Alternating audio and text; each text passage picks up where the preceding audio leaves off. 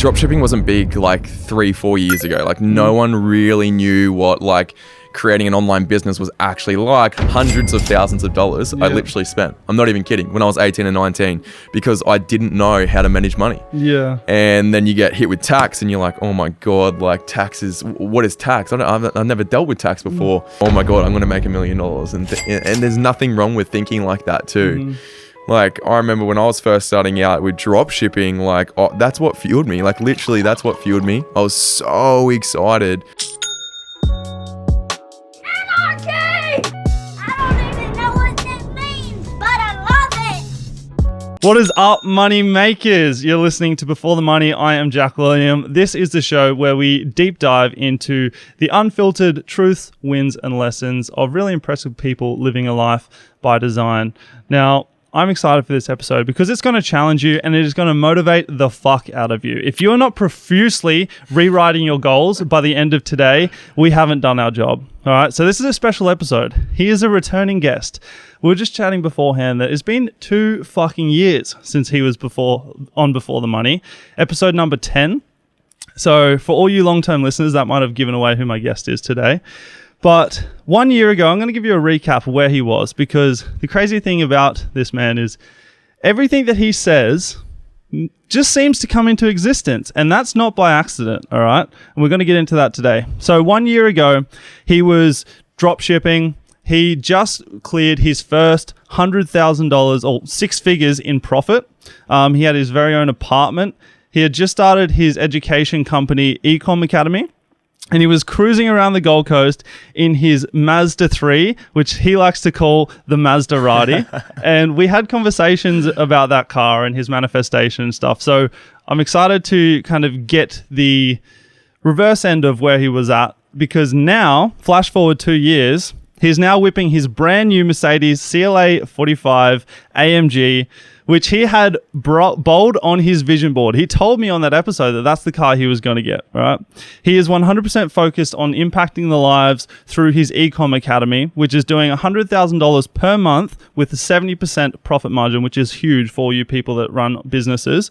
And he's well on his way to clearing $1 million months, which is fucking whack, all right? So your network is your net worth. We've all heard that. If you've spent any time in personal development, you know that's the case, right? We're the sum of the 5 people we spend our most time around. And that's a big reason why I started this podcast, because I get so much fuel from being in the room with individuals like my guest today. And if I can give that to you in the form of a podcast, that lights me the fuck up. So like I mentioned, everything he's spoken about on previous episodes, his vision board, he brings into existence with his own sweat equity.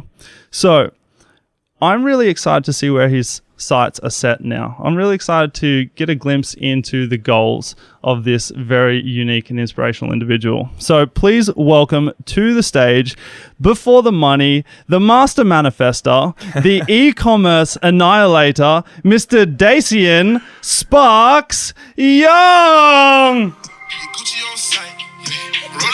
I love that intro, bro. Let's go.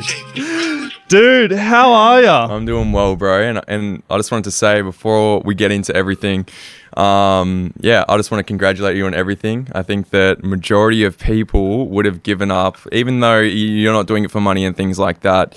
Majority of people give up on what they're doing in a year. So I just wanted to say congratulations. Like, you're going strong 2 years. I think we were saying as well, I'm the first guest that's come back on. So I'll get you a little thank you gift for having us back on. So just 1 second. I think it's over here. All right. No, you didn't. I don't know if you're much of a drinker. Are you much of a drinker? I'll drink whatever you give me. Yeah, okay, cool. So basically, this is Clase Azul. So I don't know if you're familiar with Clase Azul. It's kind of like if you know kind of tequila. Wow. So yeah, I got this for you today just because I wanted to say congratulations on everything, and also thank you for getting me back on here and letting me spread my free game and my knowledge and everything like that. So have a look at it. Also, like, one of the cool things about that is that when you take a shot, there's a bell on the top and you flick the bell. Wow. But if you know tequila, you know Clase Azul. Holy shit. Thank you so I just much, wanted dude. to say, yeah, big thank you and congrats and keep going. It's awesome to see you succeeding, bro, with this. Thank you. This looks like you went and stole it from like Pompeii or something. This Yeah, is maybe, like I don't know. This is Yeah. like an ancient artifact. This Yeah, bottle. you're gonna have to do shots of that, and you're gonna have to send me a video, okay? Should we do some Let's do it. Let's do it on. on camera? All Oh right. my god, it's a money podcast. I'm turning Jack into an alcoholic. Yeah. Hey, when in Rome. Yeah. Oh my Godfather. We're This gonna is have to beautiful. flick it. I didn't actually know that you flick it as well, which is like pretty cool. The What, guy you told me- flick this thing at yeah, the top? you flick the top of it. So Liam actually got me onto so then you put it back on, you flick it or something like that. He was telling me. All So right. maybe if you just take a swig or something Straight like that. from the bottle, I don't let's know. It's like aged like I can't remember how many years he told me, but I think it was like 4 years or something like that. Oh, hang on. I got to flick it. Do you flick it? Yeah, see, that actually works. Oppa! Yeah. Get under it. All right, let's do it. Wow, that is like the smoothest tequila I've ever had. Yeah. That's like mother's milk. Ooh. How nice is that? I think I'm turning into an alcoholic lately. Yeah. I Thanks, usually dude. don't I drink, really but appreciate yeah. that. No worries, bro. I just thought that would be a like nice little gift. And Yeah, that's a trophy. That is yeah, legitimately you a can trophy. Put it up anywhere. It's yeah. Wow. Okay. That warmed me up a lot. I'm not gonna lie. Literally, hey, it's giving me butterflies. Yeah. Maybe that's just you. Yeah, I don't know. We'll see. So, how's your head at the moment, dude? How are you? It's pretty clear, to be honest. I know what I need to do. I just got back from traveling, got back from Dubai, got back from Greece just recently as well. Dubai is something that I reckon we should talk about in the podcast here because it's an amazing country. But yeah, my head's super clear. I know exactly what I need to do. Right now, I'm basically just focusing on growing businesses to a point where I can exit them. That's all I care about. And yeah, I'm excited to be on here and talk about money. And I hope that I can inspire some people to start as well, because I think I said this maybe in the last podcast, but I never came from money. And I was a tradie, just had no idea what the fuck I was doing. And I'm able to build these businesses now and like actually fully work from my laptop, do whatever I want to do. If I wanted to go to a different country tomorrow, I can go to a different country. And I think that my message that I really want to spread is that if you are in a position where you don't think that it's possible, use me as your resource to show you that it is possible. Obviously, a lot of execution and hard work comes from that. Like, I work so much to the point where like now I've got a few people working for me. So there's about 9 people that are currently working for me now, and it's allowing myself to kind of step back and just be focused on what I need to focus on. So like product development, in my opinion, and fulfillment for clients and things like that. And yeah, it's been a grind, and the last 2 years have been a grind as well. But my head is clear. I know exactly what I need to do, and yeah, that's pretty much it. Yeah, and just to kind of like recap on that the first time we spoke, I remember you went into detail, like that first, 9 months that you were putting into building your drop shipping stores at that time, like you saw very little success in those first 9 months, where to the point where most people would have just fallen back into their comfort zone, right? You had an income, you were surviving.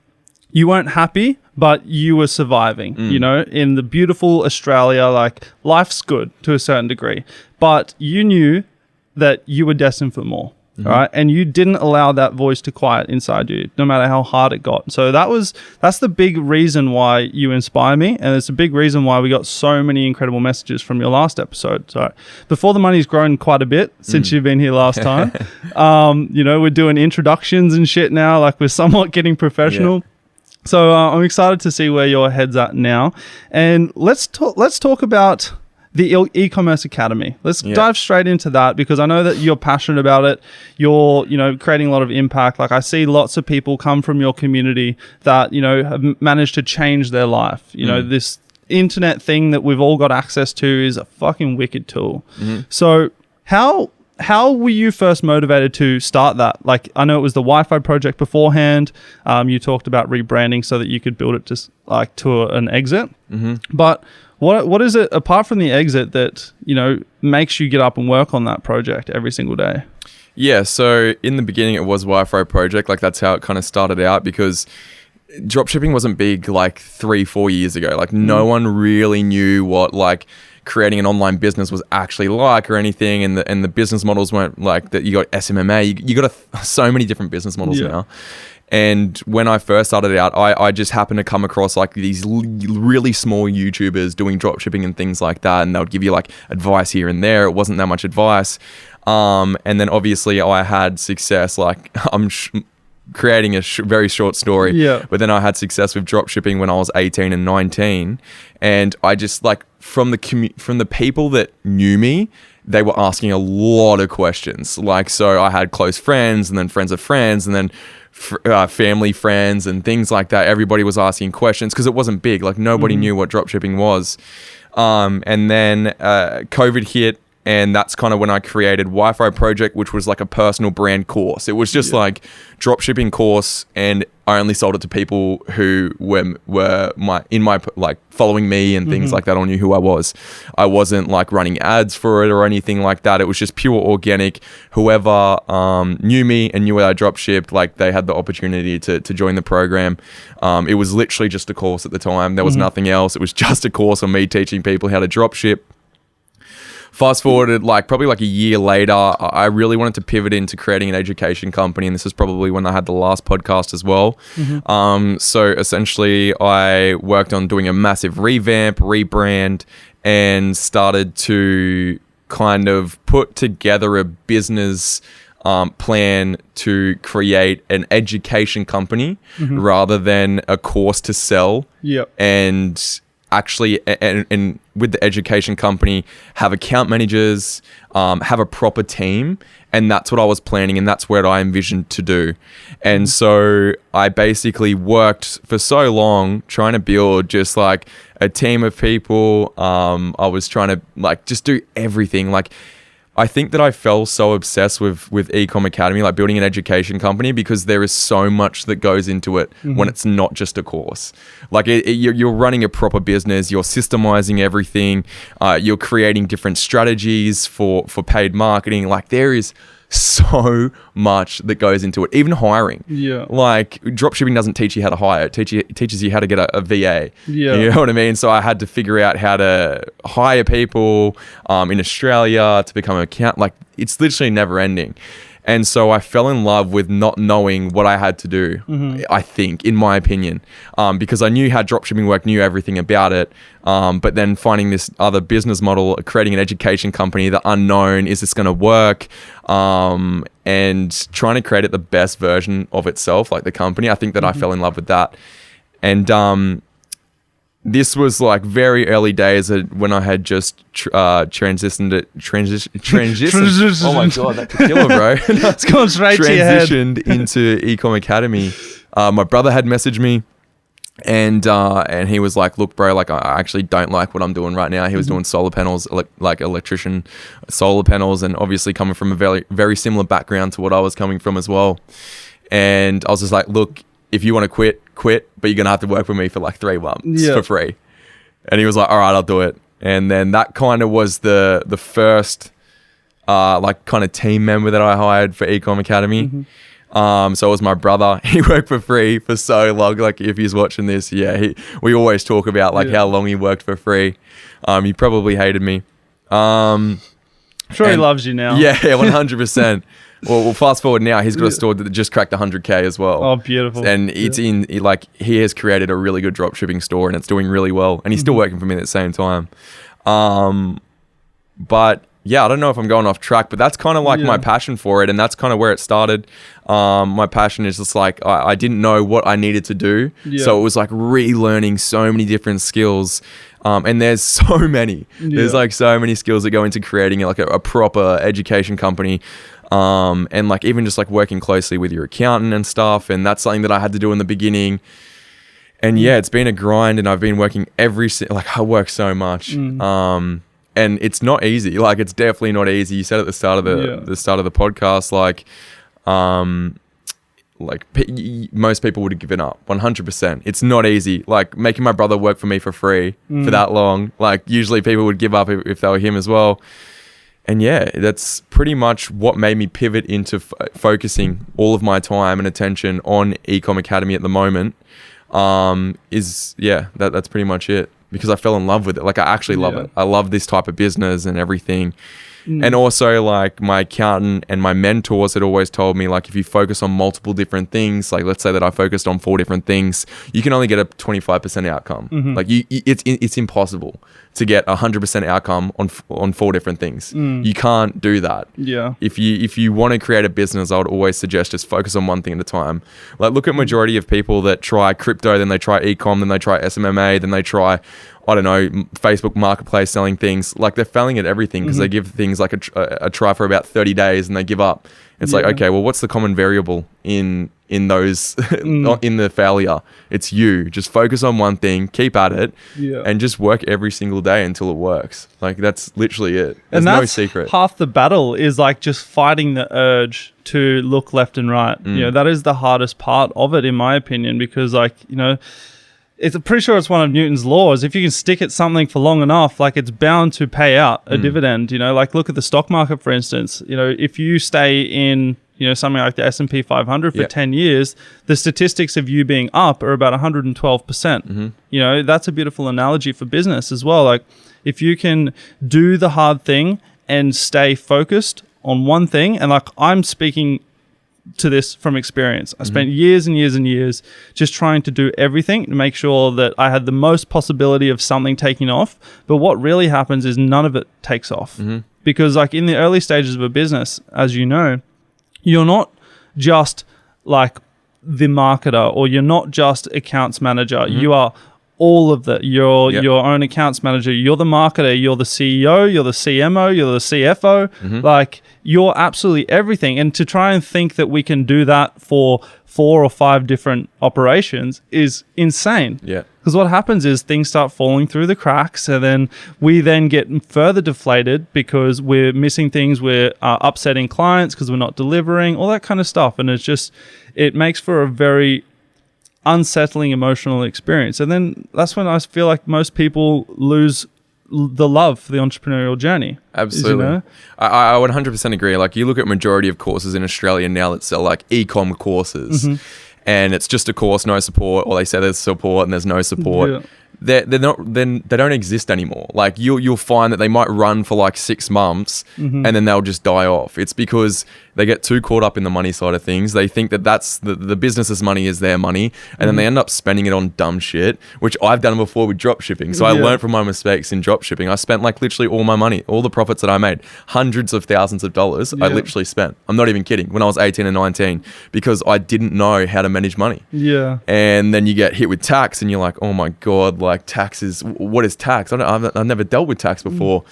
And it's interesting because in the first year of tax, you're not actually doing payee. So like when you're paying tax, you have the option, it's called IAS. I think I can't remember off the top of my head. But you essentially get the opportunity to pay as you go.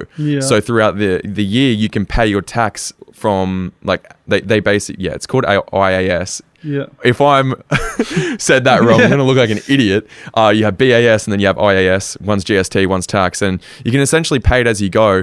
But in the first year of business, majority of people aren't registered for that. So they don't pay as they go. So at the end of the year, they get hit with this massive tax bill and they're like, oh shit, I didn't save for that money. Everybody does it. Everybody. Maybe not everyone, but a lot of people do. A lot of people. And so that's how people fall into the trap of having to they get hit with a massive tax bill. They're like, fuck, I've spent all this money. How am I going to pay that back? So then they get stressed and then it just goes down a massive spiral. And so that's what a lot of people do. They fall into the trap of not paying as you go. And then you got to put on a payment plan and things. And it's just an absolute nightmare. But sorry, what were you saying again? I just went off track. I don't even fucking know. But like it's all part of the journey. I remember when you were on the podcast last time, you know, you talked about just going and buying all the expensive designer shit because you're like, fuck these cunts, they didn't believe in me. Like I want to flex. And that's like part of the maturity building process, you know, like you've got fresh money, you think it's never going to end. So like, I'm just going to go buy Gucci, Louis Vuitton, I'm going to buy all this shit because I couldn't have it before. Yeah. You get that out of your system and then you start to mature a little bit with your money, you know? And I think that it's probably like, that it doesn't go out of your system. Like it's definitely ego inflicted. And that's what we were talking about. We're talking about majority of other courses and things like that. They die off because they end up spending all their money. But with that, it's like you get hit with a big bill at the end of the year and you're like, fuck, I can't do this anymore. I'm not actually making as much profit as I think because I didn't budget for it. Yeah. So then you've got to make more money. And if obviously you do it right, you can like you have deductions and things like that if you have a good accountant. And that's something that I advise to everybody is like pay the extra money to go get a good accountant. Like you really need to pay the extra money to get a good accountant. I watch way too many people and they go to accountants and they're like, oh, but it didn't cost as much as your accountant. But it's like, yeah, but you're going to lose so much money in the long run because they didn't do it correctly because they don't understand your business model. And so that's like advice that I want to give to anyone that's listening right now that has an online business is like, get a good accountant. Get a good accountant and work closely with them because you really need to create a relationship with your accountant, especially if you live in Australia and you're paying all this tax. Like even my car, we were talking about the car at the start of this podcast, like my car was a deduction. I wouldn't have bought that if it was just $75,000 like cash is gone out of my bank account. Like that would be so silly unless you had like a few million in my opinion. But it was a deduction. There was I think it's called instant asset write-off. I'm probably going to get so smacked by accountants watching this, but there was a I don't know if it was a grant or something like that, but my accountant essentially did it for me, and you were able to get a deduction on luxury cars up to, I think it was 56,000 plus GST, which ended up being 66K. That was able to bring down your end of year taxable income. And so that's why I bought the car. Like I wasn't like, I wanted it 100%. Like it's awesome, and I've always manifested it. But do it smartly. Like do it in a smart way.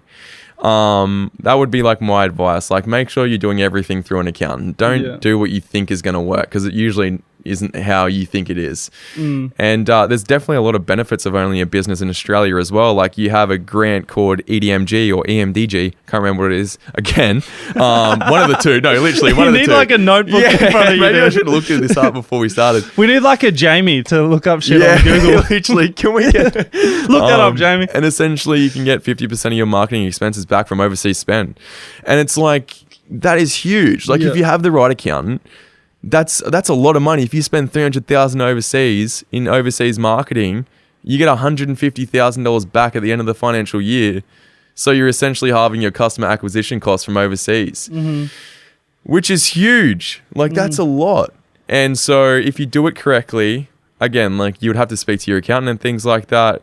Like, that would be my opinion. And going back to what was the catalyst behind what we're talking about right now, like the other courses and things like that, like they just think it's their money. Like right now I barely I pay myself a salary, but I don't touch the business's money. Maybe if I wanted to go and buy something luxurious I would, but I would have to think about it for a little bit.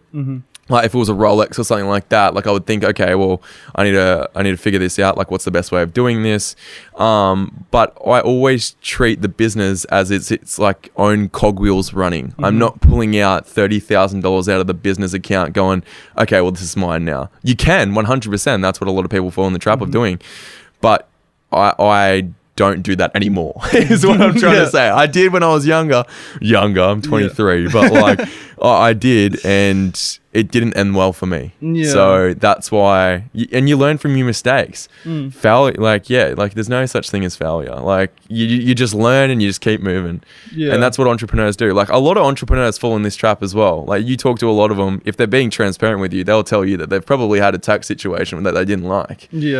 And a lot of people aren't transparent like that. And that's what I like talking about because it's interesting.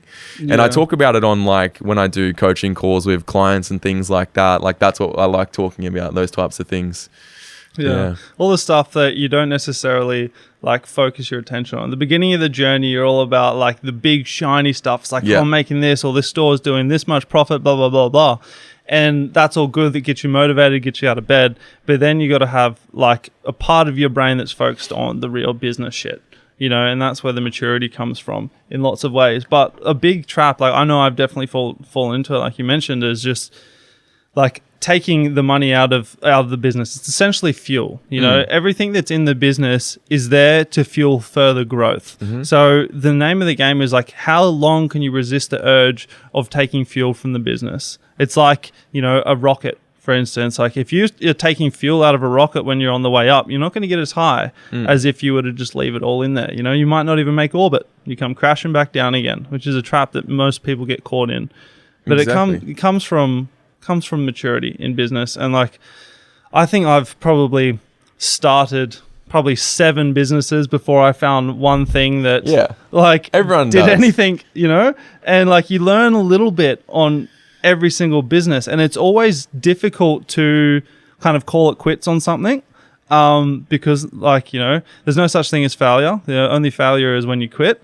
But sometimes as well, you've got to sit back and realize, well, am I beating a dead horse? You know, and like all these things, like it's the time in the seat when it comes to business, when it comes to money, investing, podcasting, whatever it is. It's the time in the seat that builds up like the skills and the maturity, you know, that is really going to pay dividends. Yep. You know, like a lot of people, including myself, well, I was definitely delusional for those first 7 businesses. I'm like, no, $1 million business right here. Yeah. And it's like, you don't even know how to run Facebook ads. Yeah, Like, I mean, I was you know? the exact same. But that motivation that you have and the inner excitement of making $1 million and things like that is what is fuel. Yeah. To start the business. And when you do get it, you're like, fuck, it's probably not as easy as what I thought. No. And you do get a lot of people like that, especially in the dropshipping industry, with everybody running the ads as making it sound as easy as it is. But like, yeah, it's an easy business model compared to a lot of other business models and traditional business and things like that.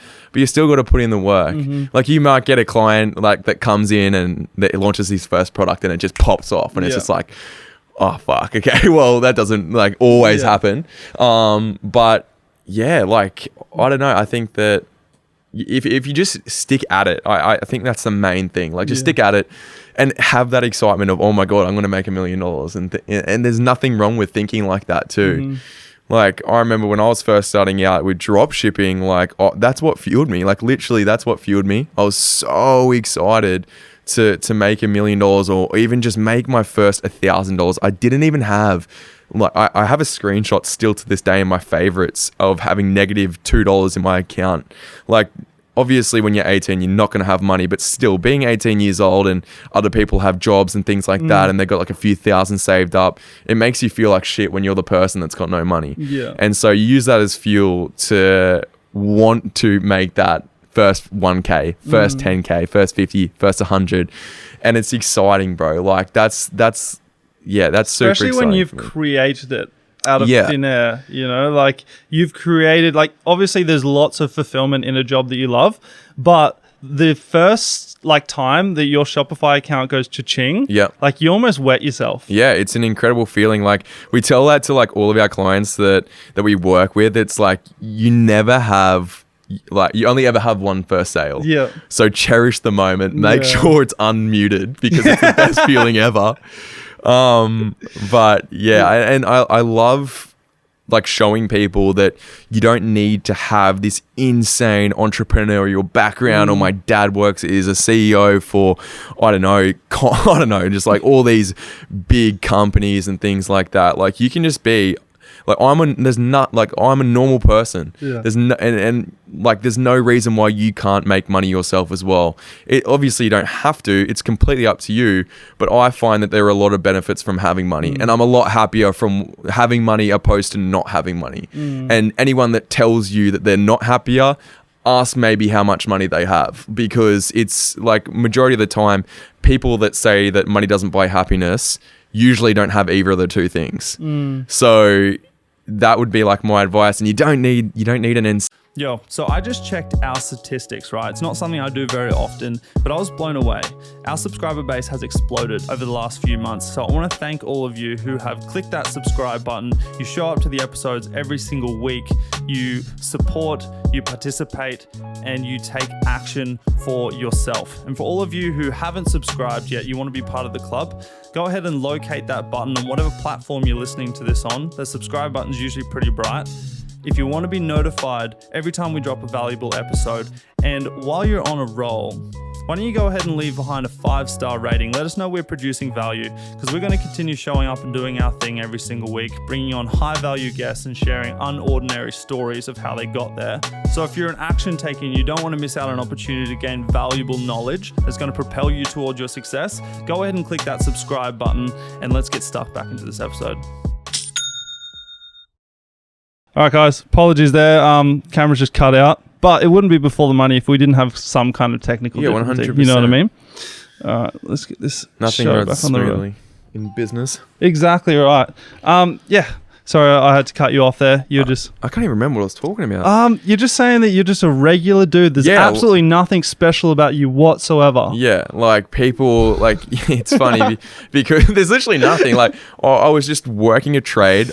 Before that, I was working in a warehouse. Before that, I dropped out of high school in year 12. Hated school, never went. Literally used to just go to see my friends. I would leave at like 10 o'clock in the morning. I would get there at 9, leave at 10. Like, there's no reason why you can't be in the exact same position or even better than what I'm in right now. Not that I'm in a good position or anything like that, but yeah, that's it. There's no reason why you can't do the exact same thing. You have the exact same resources. I didn't pay for anyone's mentorship when I first started out because I didn't have money. I just watched as much YouTube as I could. Then I learned how to drop ship. And like, it's a little bit different now because there's too much information on YouTube now, in my opinion. Like, it's super overwhelming when you go to Google how to dropship. A million things come up. So there are obviously benefits of having mentorship, like a mentor and things like that. Now I spend way too much money on mentors. The last one that I spent, it was like $30,000. Yeah. For how much time? I did that for, it was 4 months plus 3. So yeah, it was about 6 months. Yeah. Yeah, so I did mentorship for about 6 months, and I ended up, like, on that mentorship, it was around probably over 30,000 Australian dollars. Wow. But the return on that was incredible. So there's always risk that you got to take. Even for me, like, I was like, fuck me, like, I don't want to spend that money. But it's like, okay, well, how much more money is this going to make me? Just make a decision as well. Like, you need to make decisions. Like, that's something that I'm starting to do lately is not being indecisive. No one likes an indecisive person. Like, no one does. Stop being indecisive. Just make a decision on the spot. Whether you make the decision now or 10 minutes later, it's going to be the exact same decision. Just don't think about it. Or think about it, but like, like, just make a decision. Yeah, and you're never not going to know what the other outcome was. Yeah, you know? Exactly. So once you make the decision, just move forward with it. And implement into your brain that the universe has given you this decision for a reason. And you can never be wrong. Yeah. So I love that. I blame the universe for everything. Yeah, so do I. I'm the exact same. I'm like, oh, well, that happened for a reason. That door closed. The universe has given me another opportunity for something else. Like, if you've watched my last podcast with Jack, like, obviously I'm huge on manifestation and things like that. And I couldn't agree with that more, the law of attraction. And it's crazy because, like, regardless of, I'm speaking to the people listening right now, regardless of where you are in your belief to the law of attraction, manifestation and things like that, we can decide whether something's real or not. You know, so if you're thinking right now, like, oh fuck, they've gotten woo-woo, I'm going to switch off right now, it's like, that's cool, stay where you are, that's fine. But if you're someone that's like, all right, I want more for my life. I know I'm destined for bigger things. Like, it just hasn't clicked for you just yet. Number one, it will with time. And number two, you can decide whether or not you want to play victim, or you can decide whether or not you want to play victor. And it comes from a single decision. So if you wake up every single day and be like, yes, I am blessed and I am ambitious and I'm going to make today my bitch, then you will do that. If you wake up and you go, oh, fucking think of all this work I've got to do, fucking clients emailing me and shit like that, like, then that day owned you. So everything that we do is a decision. And there's been so much science done on manifestation. Like if you're someone that's more logical, like your physiology and your chemistry changes when you believe something. There was a study done. It was somewhere, I think Johns Hopkins did it. They put 200 people in a hotel. 100 of them were told, like it was meant to be like this drug test. 100 of them were told that this drug was going to make you lethargic, like you're probably going to stay in bed all day, all that kind of stuff. And then the other half of them were told that this drug is going to make you super energetic and hyper and all that kind of stuff.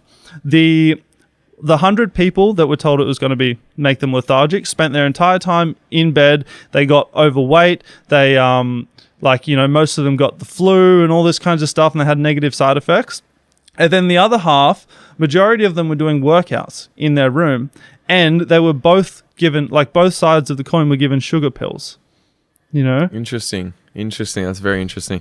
I think that we might have even talked about that on the last podcast as well. There was a very similar analogy that we talked about. I go back to that one a lot. Yeah, absolutely. Yeah, it's so true. Like, how can you go again? It's literally physics. Like, it's literally physics.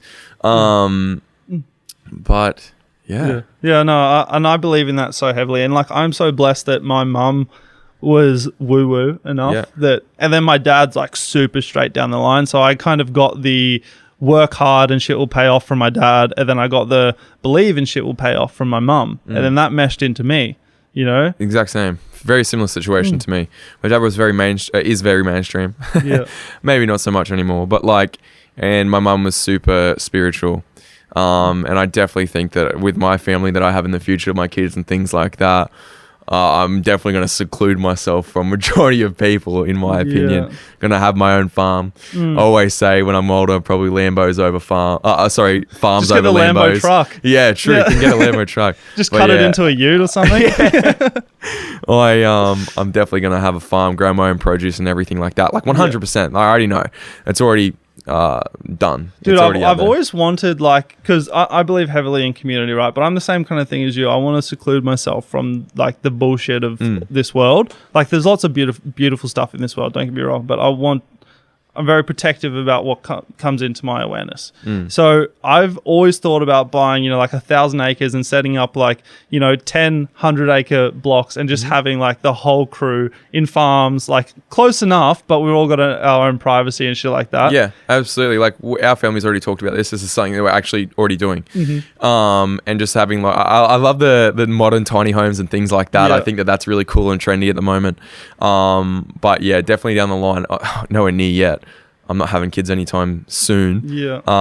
But when I do have kids, I would love to bring them up on acreage in nature, opposed to in a city or something like that. That's just my personal opinion. I think you can learn a lot more growing up, and that would be my ideal situation. At the moment, it might change in literally 6 months or in 6 years, who knows. But where I'm at right now, like that's what I envision and that's what I want for my family. That's it. Yeah, I don't want to send my kids to school.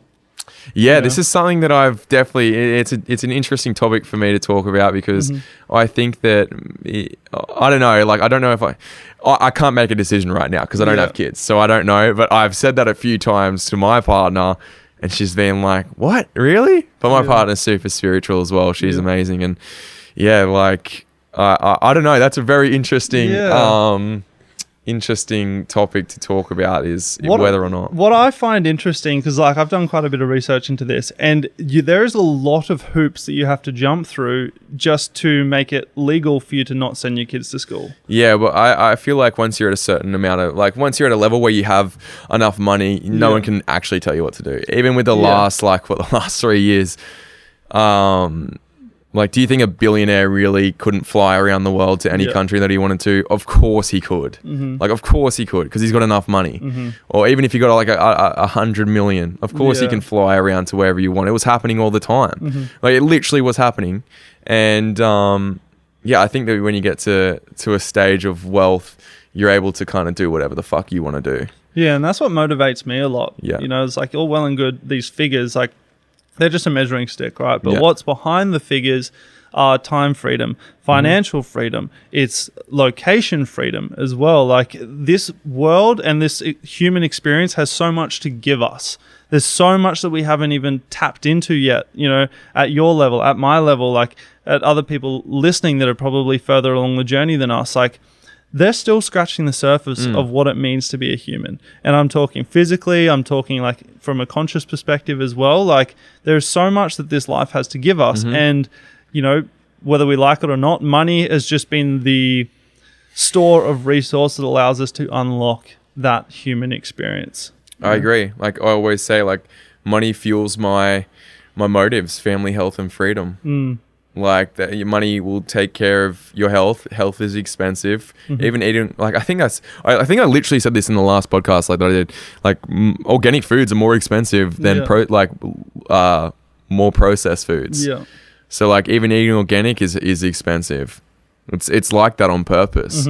And I mean, I could go down the rabbit hole of health forever. Like, I'm so like, I really am aware, like, of what I put in my system and things like that. And money takes care of your family. Like, you need money to take care of your family. It's obvious. And freedom. Money is what gives you freedom. You can go anywhere at any time. If tomorrow I wanted to go to Bali, I could do it. And like, that's the best feeling in the world. Like, it literally is insane. So yeah, and like when I was saying earlier, like, ask people who say that money doesn't buy happiness, ask them if they have money. Some of them might, and it doesn't agree with them. But where I'm at in my stage in my life right now definitely has put me in a better position, 100%. 100%. And I encourage I don't know. I don't know where I'm going with this, but I definitely encourage people to try and make as much money as they can. I think that you should, especially if you're young. 100%. It's the same as, like, you know, if you're wanting to impact, say, like, the forests around the world, or if you've got an issue with the pollution of the oceans, like, if you were a billionaire, you could do something about it. You know. And it's not greedy to want money. It's greedy when you do greedy things with money and you step over people to get money. But money in and of itself is a beautiful thing. It's just some people don't have beautiful intentions with it. Yeah. But that's entirely up to you. That's another one of those decisions we keep talking about, you know? Absolutely. And it's literally just... there is an abundance of money out there. And I don't know, I feel like if you're coming from I don't know how to explain it, but like, there's so many different ways that you can make money at the moment. It's insane. Yeah. It's actually insane. I don't think it'll last forever because it's kind of, at the moment, too easy to make money. In my opinion, if you just work hard. Like, I feel like in the future, if you work hard, it'll be a lot harder to make money. Well, we're going to be battling AI and stuff soon. I know it's already integrated in a microscopic level, but soon we're going to be battling against, you know, computers that think billions times faster than we do. And like, it's really going to be, I see it coming over the next 10 years. It's going to be the people that are positioned at the top are going to maintain their position. And it's going to be very hard to break into that upper echelon. Like we're seeing in the States at the moment, the thing called the wealth gap. That's become a very real thing. Yeah. You know, the people at the top are moving further higher and the people down the bottom are getting pushed further lower. And that is not necessarily the act of any malicious people. It's more so just the mentality of the people that are at the top are there for a reason. So therefore they continue to take advantage of the opportunities at hand. They have the understanding, they have the know-how, they have the access to the opportunities at hand. And then the people down low, not always, but often fall into a victim mindset and expect things to be taken care of for them. You're going to get cancelled for that, bro. No, I'm joking. Hey, this is my motherfucking show. You can't cancel me off here. I'll keep showing up every week. But yeah, and that's like another one of the decisions. We can choose to be millionaire well and truly before we've got even $1,000 in our bank account. It's true. It's 100% true. Like there was a point in my life where I never could imagine where I am right now. Like I couldn't. And if you're thinking right now, I can't imagine being there. Like you'll have a shift, and if you just keep believing in it and you keep working hard, it'll eventually happen. But like I just got back from Dubai. Like Yeah. that was a surreal moment, being able to travel to Dubai, where everybody talks about like it's insane and things like that, and it actually is. Like Dubai is like one of probably my favorite countries that I've traveled to. I haven't traveled to an insane amount of countries, but that's definitely probably the top one. I just love how clean, and everybody talks about how safe it is as well. Like no one's like, I always get questions, but like, isn't it dangerous? I'm like, bro, Australia is 20 million times more dangerous than what Dubai is. There's more crime that happens here by a huge amount. Yeah. And just how like not futuristic, but how well developed everything is over there. Like it takes you like 5 minutes to get through the international airport to get into Dubai. Here, we're so far behind. It literally took me like almost 2 hours to get through everything. It's just like, how are we that far behind? And like also Dubai is like I think that I'll eventually at some stage of my life probably live there for a little bit. Obviously for tax situations and things like that.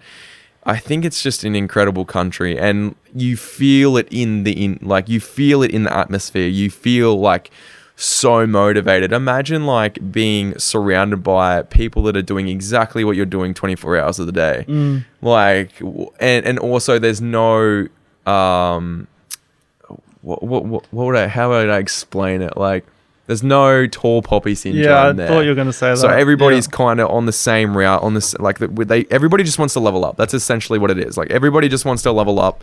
There's no tall poppy syndrome in Australia. Like if you're trying to level up and you're working on yourself, you're going to get people that will be like, oh, don't do that. You're a fuckhead. Like you're an idiot. Why would you even try? Like it's not going to work. And it's like, why would you even say that? What energy, like what are you getting out of saying that? They're speaking to themselves. Exactly. 100%. Really? Yeah. And eventually you just block off. Like that if someone said that to me, I wouldn't even look at it, listen to it or anything. Like it literally doesn't bother me. But experiencing that over there and how nice everybody is and how welcoming everybody is, it's insane. Like I could talk about Dubai for so long, and I definitely think that I'll be going there a few times a year, if not live there at some stage, because it's obviously a good business move as well.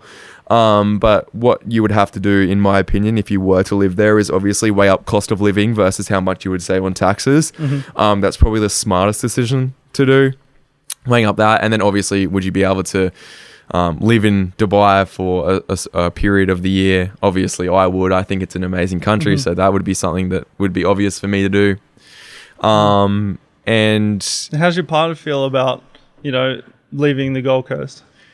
I would bring her with me, like 100%. Yeah. Like, and this is something that we talked about a lot as well, is like, what is our future together and things like that. And it's like, she's taken care of. Like, as long as she is my partner, like, we'll go everywhere together. Like, that doesn't bother me. Like, maybe I'll go on a trip with the boys by myself or something like that. But like, I envision our future to be where she's just a stay-at-home mum. I work on the business to fund our lifestyle and things like that. And I think it's very is reciprocal, the word. Like it's like, in a way, like we're both doing our own part. Not that there should be parts in a relationship, but 100% should be. Yeah, well, I didn't want to get cancelled. You're just trying to tiptoe all around that. Yeah, honestly, because that's a very controversial belief that you've got there, buddy. It doesn't obviously like. I think that if you ask majority of women if they would love to stay home and take care of the child, and I think that it's better for the child anyway to be brought up with their mother and their family, opposed to sending them to daycare and things like that. I don't think that that's the best decision to make if you have money. I would love for my kid to be walking around me while I'm sitting and standing on my laptop working. Like, that would be the coolest experience ever. And I think that already we're pretty set on what we want to do with our future, and I love that. And it goes both ways. Like, you're good at this area, I'm good at this area, and I think that maybe, like, we've talked about Dubai a little bit. She probably wouldn't like it as much as I would like it. But she's never been there, so I'll probably take her there this year. We'll probably go to Bali next month. I want to go to Europe as well in a couple of months. But yeah, I just think it works so well. Like, I actually think that situation works so well. especially if you're able to do that. And I think that I feel like a lot of males should take the responsibility as like that traditional way, or it's probably going to sound like Andrew Tate, but I love that. I think it works so well. Yeah, and it's up to having the conversation. You know, like you have the conversation. Like, I'm in a similar boat to you, and that's because like my girlfriend has those values. She wants, like, her biggest goal in life, what she's so ambitious towards, is to be the best mother the world's ever seen. Yeah, and I love that because I have like a traditional view of the way that I would like my family. You know, so it's about like finding a partner that, like, you intertwine your values. You know what I mean? Like, that's not to say that you having those, or us having those views, means that we don't support, you know, women building their dreams and their ambitions.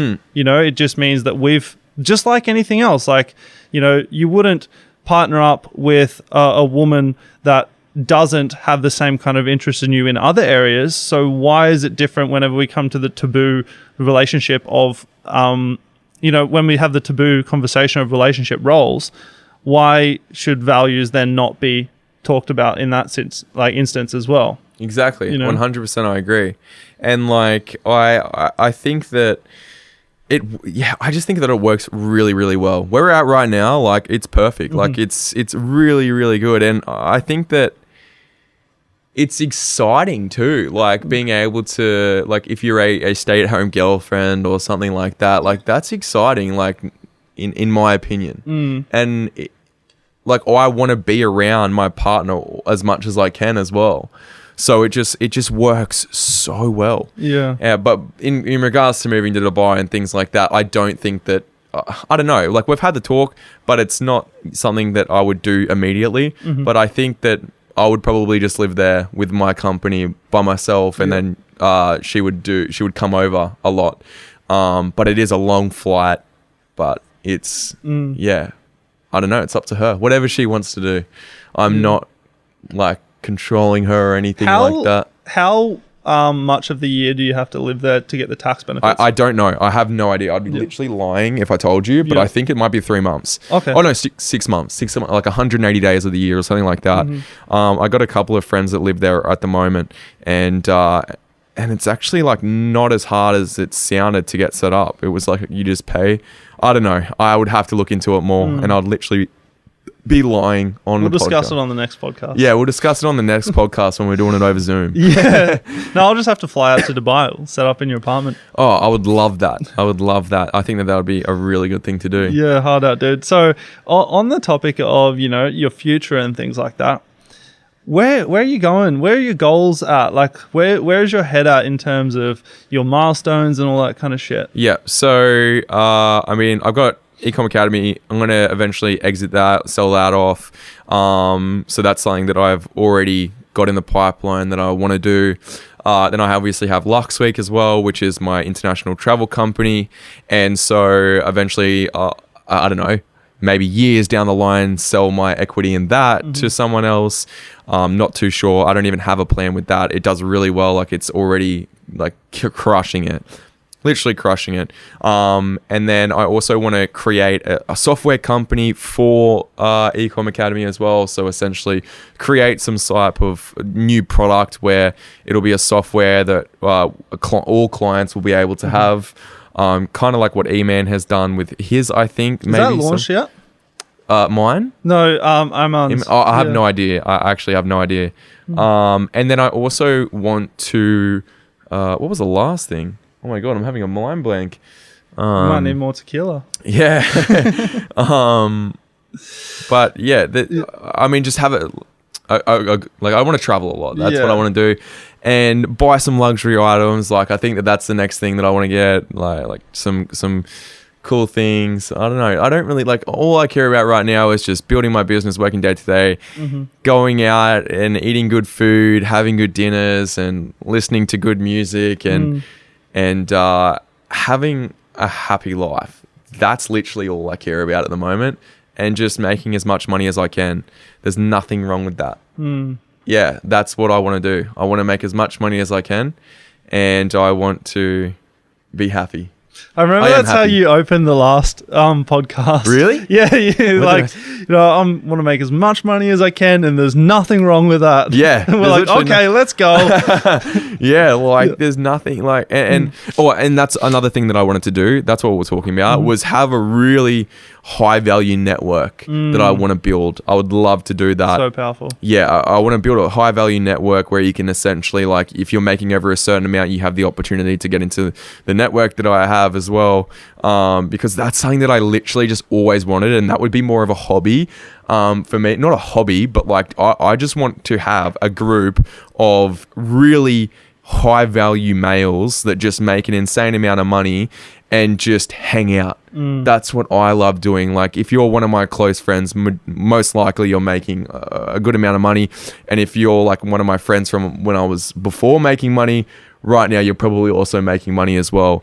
A lot of my close friends do crush it with eComm right now, that have been with me since I first started, even before I started as well. Like, majority of them have stores and they're running and they're actually crushing it.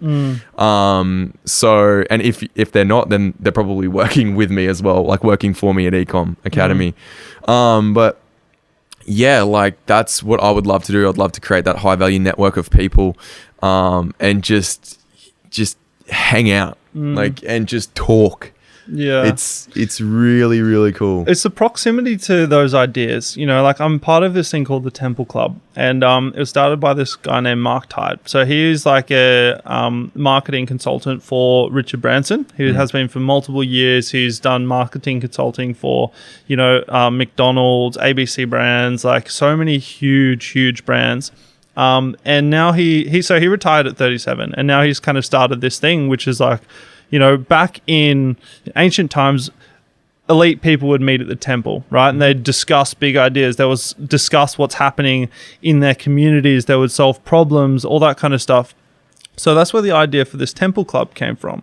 And every time I go to one of these meets, I am the smallest person in the room and I am just a sponge. You know what I mean? And it's so like daunting. But then when you're just in the proximity of these conversations and someone's talking about like XYZ merger, or someone's talking about how they've optimized XYZ for this much profit and all this kind of stuff, you're like, holy shit, that is so far past my realm of understanding. Like, you grow 10 feet just by being in proximity to people like that.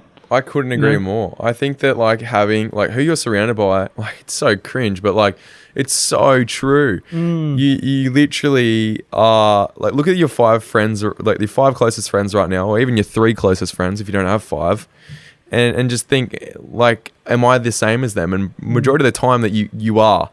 And even down to the certain words you say, like the way that you crack jokes and shit, like it all merges into one. Absolutely. I agree 100%. And I think that the first thing that you need to do is create like you need to work hard on creating a network as well. And that's something that I did. I worked so hard on getting the network that I have right now. Like, I would go to, I don't want to get into it because it's like, like you really do have to work hard. And you might feel uncomfortable in situations and like you might have to go to like, for example, meetups that you didn't want to go to just to meet someone. And these are things that a lot of people do just to get into that network. And I have done that. I have met people that are making an insane amount of money that are my good friends right now. Just because I've put myself out there and I've put myself in uncomfortable situations where there was no other option for me other than to meet this person and to become their friend. And people just think that you can send a DM on Instagram and be like, hey bro, let's catch up for a beer, and that's what is going to get someone's attention. Fuck no. Like, they probably get hundreds of DMs a week saying the exact same thing. Why would they pick you? Stand out. And so that's why I think that, like, and I've done this in the past as well, is invested into people's programs and things like that so I can get their network, or even invested into people's network courses or network like in itself. Like, I've bought network communities, like so masterminds, like that, like, so I can join their network and get to the access that people have got. And so to see what conversations they're having and what conversations they're having, and I think that yeah, it's a must. Like a lot of the time, like I will spend money just to get people's networks now, and a lot of people won't do that. That's like a free game. Real quick, before we wrap up the show, I want you to think back to a point in today's episode where you had that aha moment, where you got absolute certainty. You're like, I know exactly what I need to do now moving forward. And then I want you to remember how you found out about this show. Was it on someone's story? Was it a conversation with a friend maybe? Then I want you to go ahead and pay it forward. Because the way that the law of reciprocity works is that by introducing someone to something of value, they will always equate you with that value. Now, you guys know I don't run ads to this show. Everything is grown 100% organically, word of mouth. Now, if you want to play a part in the growth of this show, bigger guests, better stories, more content, and you want to gift that aha moment to more people all across the world, go ahead and pay it forward. It costs you nothing, but it could be priceless to someone who needs it. Yeah, but like what you just said there, it takes money to invest in the masterminds. Yeah. So you've got to become someone that people want to be friends with as well. You know? Yeah, exactly. Like a lot of people aren't willing to do that. Like if I see someone and I'm like, okay, how has he got 2 Lambos right now? And he has a private network or something like that you can invest into. It'll cost me, I don't know, $2,500 or something like that. Boom. I don't even need to think about it. I know that I need to get into that straight away. And then I need to figure out what does he have right now that's getting him all that stuff, and what network does he have? Is it going to benefit me when I'm inside of there? And yeah, there's a lot of opportunity out there, and it's your decision at the end of the day. Like you hear all these people like saying like, oh, it's a scam and things like that. It's like, it's up to you to invest that money into that person. If you don't resonate with them, why are you buying into them? It makes 0 sense to me.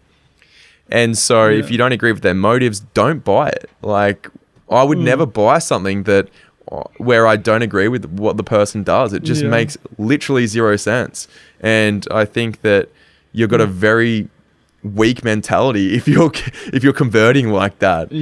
So it's true. And like it's a dance, right? It's kind of like when someone is on a YouTube ad and they're like, oh, are you XYZ da da da, and you're thinking like, yeah, I'm ambitious, yeah, I want to make money, yeah, blah blah blah, and then they go, all right, well, buy this thing. It's like, well, something's not right. You got to listen to your intention, because I know I've definitely been roped in by the marketing tactics and all that kind of shit, but you got to realize, like, would you swap places with that person? If not, don't take advice from them. That's a really good piece of advice that I think that everybody should listen to right now. I've never heard of that before. But I think that that's a great piece of advice. Would you swap positions with them? Yeah.